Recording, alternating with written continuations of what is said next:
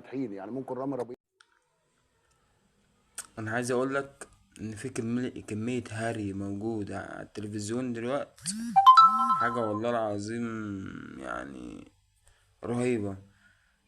كابتن ابراهيم فايق عامل فقرة كده في برنامجه اسمها على قهوة.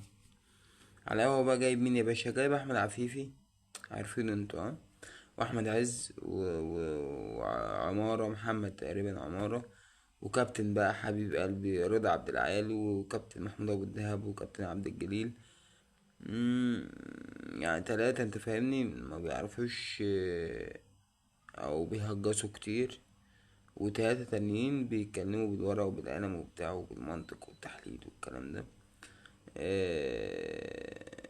مش فاهم بصراحة ليه كابتن رضا او الدهب او عبد الجليل قبلوا ان هما يبقوا في الوضع ده.